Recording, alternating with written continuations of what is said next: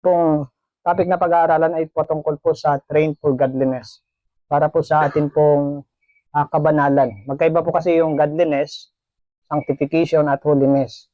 Yung holiness po ay ito po yung karakter mo na yun pong na-develop. At ang sanctification naman, ito yung pagpapasakdal o yung pagpapabanal sa ating buhay. At ang godliness naman, ito po yung karakter mo na kung saan na-develop sa pamamagitan ng maraming experience sa buhay. Tulad na lang ng mga ginagawa natin, nagkakaroon tayo ng grupo at nadidevelop yung pag-uugali ng bawat isa. Kasi sabi ko nga, iba-iba tayo ng kultura, baka yung iba ay mahiyain, yung iba po ay iba-iba tayo ng karakter, iba ay madaling magalit, o yung iba ay natakot. So, iba-iba tayo ng karakter. At sa pagkakataon na to, ang train for godliness na ating pag-aaralan ay patungkol po sa kung paano natin ma-develop yung pagiging yung kabanalan sa ating buhay sa pamamagitan ng ating pong experience sa buhay, sa pamamagitan ng ating mga ginagawa. Sa ating pong unang talata na babasahin ay makikita natin sa pangalawang Timoteo, chapter 3, verse 16 and 17. Sabi sa atin na all scripture is given by the inspiration of God and is profitable for doctrine, for reproof, for correction, for instruction in righteousness, that the man of God may be perfect, thoroughly furnished unto all good works. Sa typical na sanlibutan na ating ginagalawan, marami ang gusto yung tao sa buhay. Gusto nila na ang kanilang sarili ay may mga gusto na lumakas ang kanilang katawan para sa kanilang goal. May mga gusto na ma-improve yung kanilang skill para sa promotion. Mayroon din namang gustong i-improve ang kanilang intellect para sa kanilang success sa buhay. So sa atin, mayroon pong nais ang Diyos sa ating buhay. Ito po yung pagpapasakdal o yung kabanalan na nais ng Diyos para sa bawat isa. At ang salita ng Diyos, ang God's training manual natin upang tayo po ay magkaroon ng pamumuhay na katulad sa mga unang tinawag ng Panginoon. At ang manual na ito ay ito po yung magagamit natin na sabi dito yung para sa mga doktrina. Ang doktrina po ay tinuturuan tayo sa kung ano yung tama. Marami pong mga doktrina, iba't ibang doktrina sa iba't ibang denomination. Sa Pilipinas kasi, sa kakristyanuhan, more than 45,000 denomination ang dito sa atin. Nakarehistro na sect. Pero, mayroon pang iba na hindi nakaregistered. So, yung doktrina na kinakailangan upang tayo ay tumayong matibay o atin pong panghawakan ng katotohanan, ito po yung kung ano yung nasusulat. So, we need to content what is written dahil doon tayo maliligtas. Yung doktrina na katulad na hindi naman kailangan yung napag-usapan namin nakaraan dyan sa baba, yung kailangan ba nating alamin pa yung pangalan ng Diyos? Hindi naman naihayag sa atin. So, mayroon yung proper name ba yun na kinakailangan o yung common name? Pangalang pantangi o pangalang pambalana? Sa panahon noon, nakausap ni Moses. Pero sa panahon natin ngayon, walang nakakaalam kung ano yung proper name. Pero binigyan tayo ng Panginoon ng halimbawa kung paano natin i-address ang ating panalangin. Sa Matthew 6, binanggit doon na sabi doon, Ama namin na nasa mga langit. At sinabi doon, purihin ang pangalan mo, yon yung pattern ng ating panalangin. At sa 5:48 ng Mateo, binanggit sa atin na yung Diyos ay banal. Kaya tayo, ng mga tagasunod niya, gusto niyang maging banal din naman. So, ang ibig ko pong sabihin, yung pangalan na binabanggit doon ay hindi proper name, kundi kung ano yung karakter ng Panginoon. So, hindi essential na aalamin natin yung talagang pangalan ng Diyos. Kaya tayo ay mayroong mga doktrina na isa sa mga pinakamahalaga, yung Sabat, yung 10 utos ng Diyos, upang tayo ay ituro kung paano mamuhay ng matuwid. Kasi kung walang kautusan, napakasama ng mundo. Pero kung nandyan yung kautusan ng Diyos, ay mamumuhay po tayo ng mapayapa, masaya, at yung ating pamumuhay ay magiging kaayon doon sa nais ng Diyos sa atin. At sabi dito, yung pagsaway ay isa sa napakahalaga upang ituro sa atin kung ano yung mga maling bagay na kinakailangan nating iwasan. At correction para maitama ang ating mga pagkakamali at ituro tayo sa katuwiran upang tayo ay maging perfect sa lahat ng bagay, sa lahat ng matuwid na bagay, lahat ng mga matuwid na gagawin natin bilang isang Kristiyano. Marami sa atin ang nag-iisip ng kabanalan ng walang pag-train sa sarili. Yung instant lang. Marami ang gusto maging successful na walang struggle. Pero ang nais ng Diyos sa atin, kung paano ang isang atleta o yung isang manlalaro na nagtitraining ng kanilang sarili, ay ganun din naman yung training para sa kabanalan. Kung si Manny Pacquiao gumagawa siya ng kanyang training 24 rounds, samantala yung laban niya ay 12 rounds. So sa atin po, bilang isang Kristiyano, tayo po ay gusto rin naman ng Diyos na makapag-training tayo sa katulad sa mga ginagawa natin ngayon. Hindi lang diyan, kasi sa langit, tayo po ay yun yung pinakang final o yun yung pinakang kahantungan ng ating mga ginagawa dito. Kaya dito sa lupa pa lang, ang sabi sa atin na gawin natin na maliit na langit ang lupang ating tinatahanan. Sabi sa atin, sa pagpapatuloy, the things most essential to be taught at our camp meetings are those that will most tend to the spiritual advancement of the people. Yung pinakamahalaga para sa camp meeting ay yung spiritual advancement ng bawat isa sa atin. Kahit bata pa yan, natuturuan yan. Kaya nga sinali ng mga kapatid natin, yung mga bata nakaraan, para ma-feel din nila na sila ay kasama sa camp meeting at sa groupings natin. Ang ganda nga ng atin pong napili na mga pangalan ng grupo, yung fruit of the Spirit. Diba? Galatians 5:22, yung fruit of the Spirit. Yun po yung ating mga napili. Kaya sa pagpili na yon, yung mga bata ay subject din sila sa spiritual advancement. Hindi lang po tayo na nasa ganitong edad. Mula bata hanggang matanda, lahat po yan. Kaya yung camp meeting, ang sabi sa atin, na yung camp meeting ay tungkol po sa spiritual advancement. Masigit nating pahalagahan yung mga bagay na spiritual kaysa sa mga bagay na temporal. Kasi nandito tayo sa spiritual gathering. Sabi sa atin sa pagpapatuloy, the order that has come in and has almost imperceptibly molded the character of the meetings, giving them more of a business influence than a spiritual influence, must be changed. The important truths of practical godliness must be presented. So, higit daw nating pahalagahan yung mga bagay na spiritual kaysa sa atin pong pinagkaabalahan sa lupa. Mahalaga ba ang kasalanan si Brad Joseph? Tulog. Ay, sorry. Kay Brad Joseph, tanong natin si Brad Joseph. Mahalaga, kasalanan ba ang magkaroon ng pera o magkaroon ng gain sa mundo? Yung ating physical na ginagamit. Kasalanan ba yun o hindi? Maraming salamat. So, sinasabi sa atin na hindi naman kasalanan yung pera o mag-ano tayo ng pera. Katulad na lang ng walang banal na pera. Wala rin namang pera na kasalanan. So, ang kasalanan lang yung pag-ibig sa pera. Bagaman sinabi na the root of all money is the root of all evil. Pero ang ibig sabihin doon ay yung pag-ibig doon. Matagal na yan sinabi ni Apostol Paul sa pangalawang Timoteo chapter 3 na sa huling panahon, ang mga tao ay maging maibigin sa sarili kaysa maibigin sa Diyos, maibigin sa pera. Yun po yung kasalanan. Yun po yung ingatan natin. No? Yung pag-ibig sa atin pong sa pera na atin pong ginagamit sa panahon na to. So, mas higit nating mapahalagahan, sabi sa atin, na yung spiritual na bagay. Kailangan daw mabago kasi mayroon sa kanilang experience nito.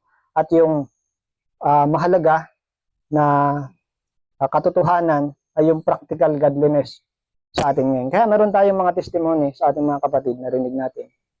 At habang kami nandoon doon sa baba, ginawa namin kubo-kubo doon, ay napag-uusapan namin yung aming mga experience sa buhay. Kasi yung experience mo, hindi yun matututulan ng kahit sinong matalinong tao kasi yun yung experience mo sa buhay. Kung ang tao ay magaling sa scripture, magaling sa mga bagay sa sanlibutan, yung experience mo hindi niya yun matututulan kasi yun yung nangyari sa buhay mo. Yun yung isa sa pinakamahalaga na maano natin, maintindihan natin.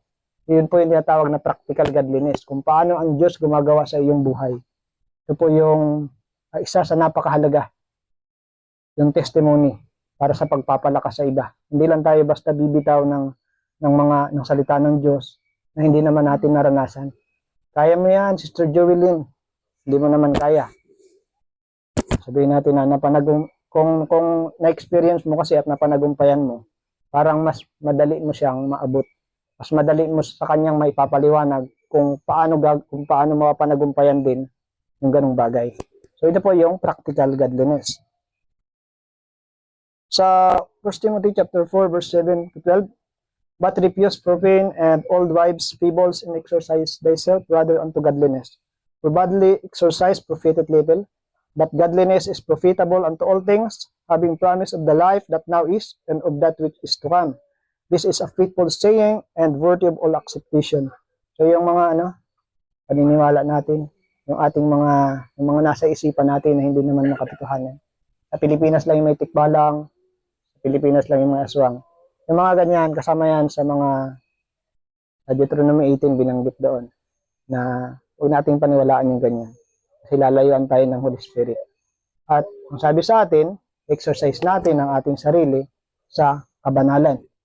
At ang sinabi pa sa atin, binigyan tayo ng halimbawa na kung yung paano yung ating katawan ay ine-exercise natin, ginagamit ito ginagamit ito di ba sa 8 rules of health, yung exercise, yung pagsasanay sa katawan, yung talata na to. So kung ating ine-exercise ang ating katawan na mayroong pakinabang nga, na tayo ay lalakas kapag tayo ay nag-exercise, kung dito palagi tayong aakyat bababa, galing doon sa baba hanggang dito, tapos pabalik naman tayo. Kung palagi natin yung gagawin, magkakaroon tayo ng endurance at yung katawan natin talaga lalakas. So yung ganyang exercise ay mayroong maliit na pakinabang. Ngunit para sa atin, yung kabanalan ay higit sa lahat ng bagay na mayroong pangako sa buhay na ito at sa buhay na darating doon sa langit. Kaya nga ibinigay sa atin yung mga bagay na kinakailangan ng isang Kristiyano upang tayo ay mabuhay ng mayroong kabanalan. Maging maliit na langit, yung lupang ating tinatahanan. At sinabi pa sa atin, sa karugtong niya, for therefore we both labor and suffer reproach, because we trust in the living God, who is the Savior of all men, especially of those that believe. These things command and teach. Let no man despise the youth, but be thou an example of the believers, in word, in conversation, in charity, in spirit, in faith, in purity. Si Timothy po ay, yung time na binanggit ito ni Paul ay nasa halos kaedad natin. Lumalaro ang edad niya ng 30 to 40 years old. Ganun po kabata si Timothy. At sinabi ni Paul kay Timothy, let no man despise the youth, be thou an example of the believers. Kahit pala tayo po ay nasa ganitong edad, nasa kalagayan tayo na parang tinitignan ng mundo na bata pa, ay wag nating maliitin o wag nating hahamakin yung mga ganong kabataan. Ngunit tayo po ay maging magandang halimbawa para sa kanila. Naranasan niyo ba yung mga ganong bagay? Sabi sa atin, tayo po ay maging uliran o maging tagapanguna, maging magandang halimbawa ng mga mananampalataya sa pananalita. Kailangan yung pananalita natin ay paano sila maabot, at yung pananalita natin ay mayroong kasamang pagpapalakas sa kanila. At sinabi sa atin sa Ephesians 5:13, kung di ako nagkakamali, na yung mga walang kwentang pag-uusap o yung walang kabuluhan naman, iwasan natin. Rather, pag-usapan natin yung mga bagay na spiritual upang maalaman ng mga hindi mananampalataya. In conversation, in charity, pag-ibig at charity kasi ay highest level of love. Ito po ay mas mataas kaysa sa love. Ang charity po ay yung pag gumawa ka ng mabuti na hindi ka naghihintay ng kapalit. Ito po yung charity. Sabi ko sa atin, in faith, in purity. Kaya mong ipakita sa pamamagitan ng iyong pamumuhay yung iyong pananampalataya. Yung pananampalataya po ay hindi lang basta sinasabi. Hindi lang basta ito lumalabas sa bibig natin. Hindi ito teorya or emosyon. Ito po ay kung paano mamuhay yung prinsipyo ng Diyos sa ating buhay. So sa CE 136, paragraph 1, binanggit sa atin.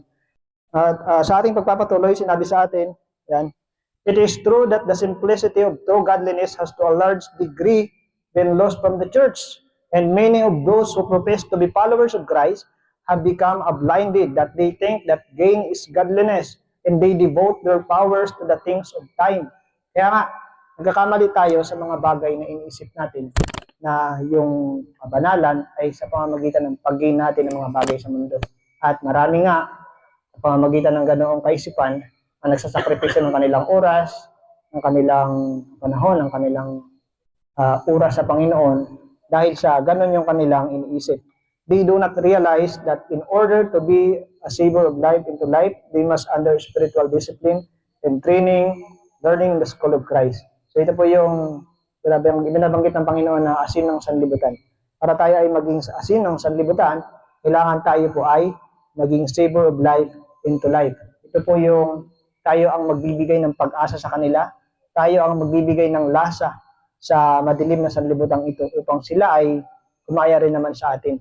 At ang karugtong niya, sinabi nga doon, maging ilaw kayo ng sanlibutan. At ang ilaw ay hindi tinatago sa ilalim ng kama o tinatago sa loob ng tahanan, kundi sa labas upang makita ng sinumang taong papasok ang ilaw para sila ay maliwanagan din naman at makita nila yung tamang daan.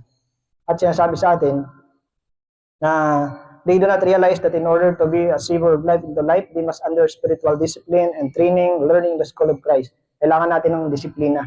Kung paano ang mga athletics o yung mga manlalaro ay nagkakaroon ng disiplina, hindi sila gaano kumakain, may timbang silang inahabol ayon sa kanilang dibisyon, kanon din naman sa isang Kristiyano. Kailangan din ng isang Kristiyano ng spiritual discipline. Ang disiplina po na ito ay kinakailangan natin. Meron tayong susundin, katulad na lang ng panalangin, meditation, Bible study, self-denial, at yung marami pang iba. At makikita sa atin yung bunga ng Espiritu na binanggit sa Galatians 5:22. Sabi doon, love, joy, peace, long-suffering, gentleness, goodness, faith, meekness, temperance. So yan po yung fruit of the Spirit na magiging bunga natin kung tayo po ay patuloy na magtitraining sa kabanalan at magkakaroon tayo ng disiplina at tayo po ay matututo sa paanan ni Kristo. Sa pagpapatuloy, without this spiritual discipline, they become inefficient, ignorant, and undeveloped, and see no necessity for the spiritual training and knowledge which would qualify them to hold position of influence and usefulness. If they do not consecrate themselves fully to God, becoming learners in His school, they will do haphazard work that will result in injury to the church. Kaya nagiging pabigat yung mga hindi nag-training sa kabanalan. Nagiging silang dahilan upang manghina at hindi makatanggap ng biyaya at hindi mag-prosper ang church dahil sa mga hindi nagtitraining na iniisip nila na okay lang yung mga ganung bagay tungkol sa kabanalan. At sabi pa sa atin sa pagpapatuloy sa Message to Young People, 55 paragraph 2, the Christian life is a constant warfare. Ang Kristiyano pong pamumuhay ay mayroong patuloy na pakikipaglaban. Sabi ni Pablo sa Ephesians 6:12 ay hindi sa laman at dugo, kundi laban sa Espiritu, laban sa mga pamunuan, laban sa kapangyarihan ng sanlibutan ito na gumagawa. Ito po yung pakikipagbaka natin sa sarili natin. Kaya kung minsan tayo ay nagkakaroon ng reklamo, bakit dumarating sa atin yung mga ganitong pagsubok? Dahil nga mayroong labanan. Dahil mayroong patuloy na pagkikipagdigma habang tayo ay nabubuhay dito sa lupa. Bakit nahihirapan tayo, nagkakaroon tayo ng mga problema, maraming dumarating sa atin na dagok, mga bagyo ng pagsubok, at yung mga temptation. Kung minsan hindi tayo nakakapanagumpay, dahil hindi natin gaano naiintindihan yung isang Kristiyano. Kung sinasabi ng marami na yung Kristiyano, ang buhay ng Kristiyano ay masayang tunay, totoo naman yun, pero hindi sa iniisip ng taga-sanlibutan. Kundi yung pagiging masaya ay yung patungkol po sa pagiging masaya mo kay Kristo sa kabila ng nahihirapan ka sa pagkikipagdigma sa sanlibutan ito, sa spiritual na digmaan. So sa Review and Herald, January 10 to 1895, let every follower of Christ become a living epistle, known and read of all men. Where Christ abides in the heart, there will be deep yearning of soul for the salvation of those who do not believe in Him. Bawat isa sa atin, bawat nag-aangking Kristiyano, sino ba yung Kristiyano? Sino ba yung Seventh-day Adventist sa atin? Lahat ba tayo ay Seventh-day Adventist? Sa panahon ng pioneer, ng Seventh-day Adventist, pinagbutuhan nila kung ano yung ipapangalan nila sa church o dito sa kongregasyon. At napili nila, ang nanalo ay Seventh-day Adventist dahil Seventh day, nagsasabat sila, at Adventist, naghihintay sa pangalawang pagbalik ng Panginoon. Titus chapter 2 verse 13, sinabi sa atin, yung pagdating ng Panginoon, ito yung ating blessed hope, the appearing of our great God and Lord Jesus Christ. Sa Greek word po na paghihintay, yung pa binabanggit doon na Adventum, ibig sabihin, yung salitang Adventist, ibig sabihin po na naghihintay sa pangalawang pagbalik ng Panginoon. Kung kada Sabat lang po tayo Seventh-day Adventist, hindi po tayo Adventist. Kasi dapat araw-araw tayo naghihintay sa Panginoon. Araw-araw tayong Adventist. At ang pagiging Kristiyano naman, ang ibig sabihin ng Kristiyano, from root word na Christ, yun po ay follower of Christ. Kailangan yung yapak ni Kristo sinusunod ng kanyang tagasunod. Kasi kung hindi natin sinusunod yung yapak ni Kristo, we are not subject to be a Christian. Hindi po tayo pwedeng tawaging Kristiyano kung hindi naman tayo sumusunod sa yapak ni Kristo. So sinasabi sa atin na yung ating pong buhay ay kailangang basahin ng mga tao na tayo po ay Kristiyano. Tayo po ay tagasunod ni Kristo. Kung saan ang puso natin nanunahan si Kristo, ito po sabi dito na there will be deep yearning of soul for the salvation of those who don't believe in Him. Kailangan natin gumawa. Kailangan natin gumawa at kailangan natin magpagal para sa mga kaluluwa na nais ni Kristo maligtas. Kahit sabihin na napakamakasalanan ng tao na yan, kailangan pa rin natin yan abutin. In my experience, sa aking pong pamamasada, halos araw-araw ako nagsishare sa mga nagiging pasahero ko. Namimigay ako ng mga babasahin dahil ito yung pinakatakot ko. Baka pagdating ng panahon, doon sa langit, pag pinakita sa atin sa panoramic views na nagkulang tayo, yung tao na yun ipinadala ng Diyos para mabigyan mo ng kanyang salita. Tapos hindi mo nagawa dahil yung iniisip mo, yung gain, yung pakinabang, yung kikitain mo sa pasahero na yun. Pero sa aking experience po, nagsishare ako ng salita ng Diyos, ibinibigay ko yung mga signs of the time, yung mga nangyari, at yung kailangan nila, depende sa kanilang kalagayan. Kaya nga nung kumanta yung ating pong mga kapatid from Kagutungan, nakaraan, ang kinanta nila ay Midnight Cry. Lumalaro sa isipan ko yung mga nangyayari sa mundo, yung mga sinishare ko sa mga tao, yung fulfillment ng prophecy, at yung kalapitan ng panahon. Pero maraming salamat sa Panginoon dahil sa kapayapaan na ibinibigay niya sa atin. So ito po yung ating pong goal. Kung si Kristo ay namumuhay sa ating mga puso, kailangan nating gumawa sa mga kaluluwa. Kung may gustong magpa-Bible study, kahit marami tayong problema o kahit wala tayong, sabihin natin na wala tayong ganong kalaking pera para gumawa. Mabuti ang Diyos dahil tutulong tayo, dahil gawain niya yun. Hindi naman mahirap ang Panginoon, hindi maiksi ang kamay niya para hindi tayo tulungan.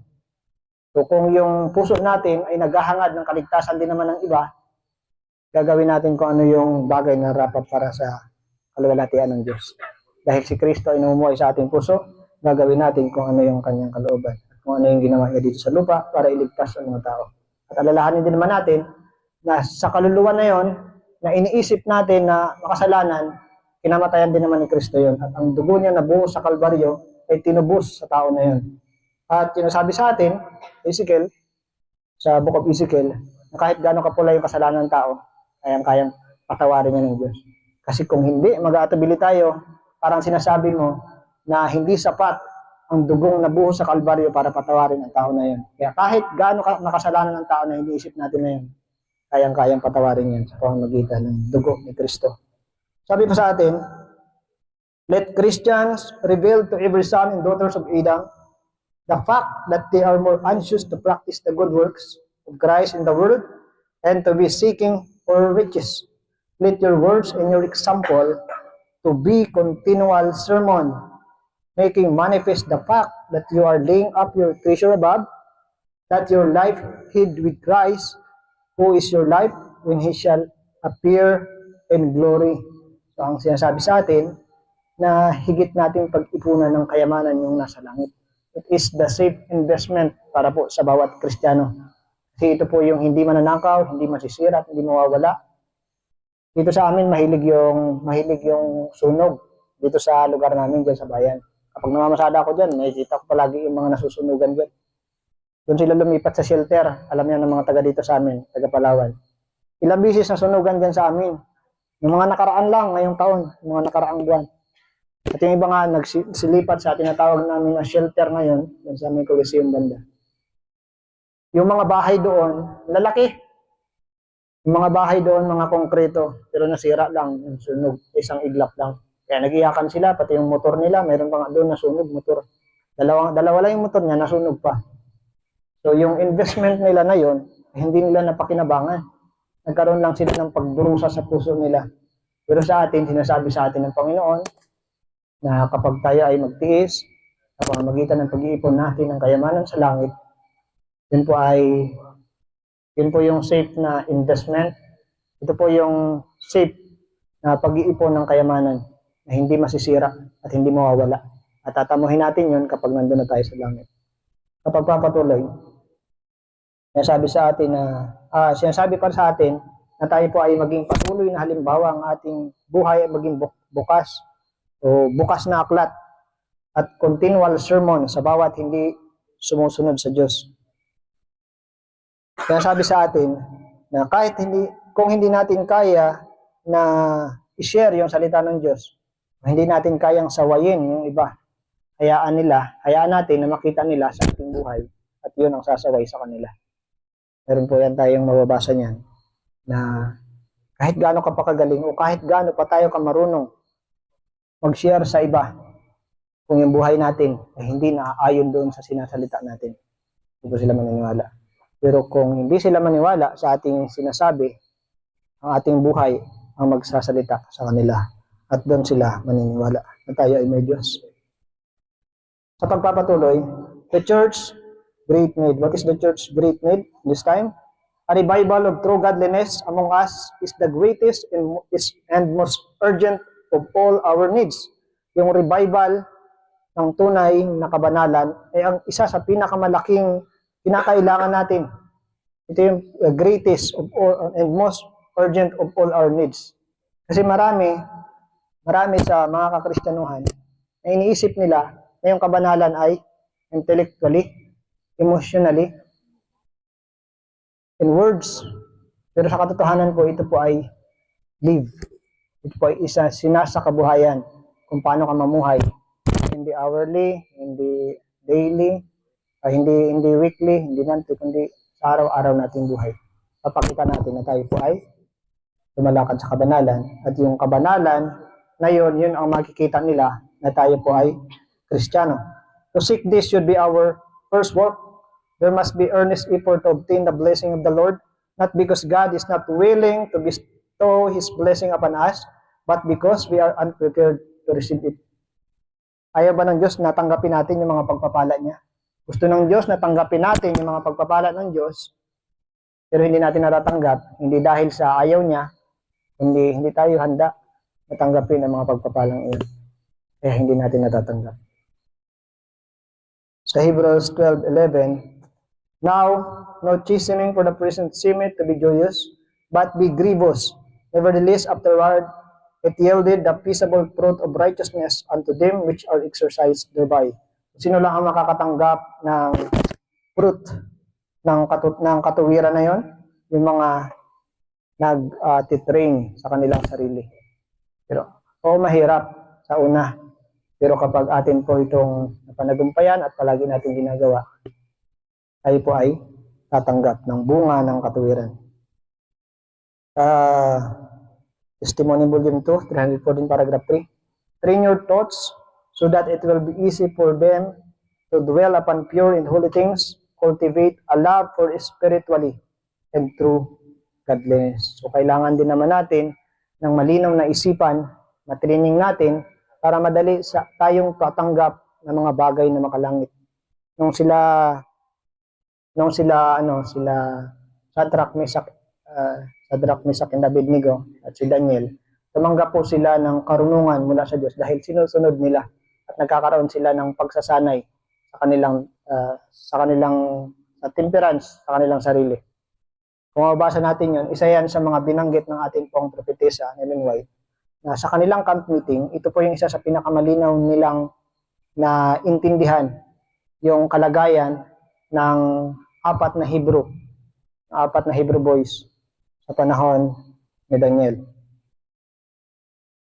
Sa You Shall Receive Power 95 paragraph 2, sabi sa atin, godliness is the fruit of Christian character. If we abide in the vine, we shall bear the fruits of the Spirit. Ano nga po yung fruit of the Spirit? Binanggit po kanina. Ayun. Ito yung binanggit kanina. Love, joy, peace, long-suffering, gentleness, goodness, faith, meekness, and temperance. Yan po yung fruit of the Spirit. Kung tayo po ay patuloy na magpapasakop doon sa puno, kung tayo ay patuloy na nakakabit doon sa puno, tayo po ay magbubunga ng bunga ng Espiritu na yan. The life of vine will manifest itself through the branches. We must have a close and intimate connection with heaven. If we bear the grace of godliness, Jesus must be a guest in our homes, a member of our household, if we reflect His image and show that we are sons and daughters of the Most High. Kung mayroon po tayong close connection sa langit, at kung ating namang dadalahin yung biyaya ng kabanalan sa ating pang-araw-araw na buhay, sa ating tahanan, si Kristo po ang ating pong bisita. At kapag si Kristo ang ating bisita, yung image po ng Panginoon ay mapapasa atin din naman at maipapakita natin na tayo po ay mga anak ng Diyos. Sa ating pagpapatuloy, sabi sa atin sa pagtatapos, exercise thyself rather unto godliness. So tayo pong lahat ay inaatasan ng Panginoon na tayo po ay mag-exercise. Tayo po ay ihanda natin ang ating sarili patungo sa kabanalan. At ang kabanalan ay hindi instant na banal ka kaagad. Hindi po madali. Hindi po ganoon kabilis. It takes time na mayroon tayong mga pagdadaanan din naman. Mayroon tayong mga maraming matututunan sa experience natin sa buhay. Sinabi ng ating pong kapatid na karaan, na ito po yung pangatlong lesson book ng Panginoon. Ito yung experience. At ito rin naman ay the best teacher natin. Sabi dito, na godliness is not instant. It is developed daily through surrender, discipline, and dependence on God. So ito po yung ating pong pag-aaral sa gabing ito. Maraming salamat po.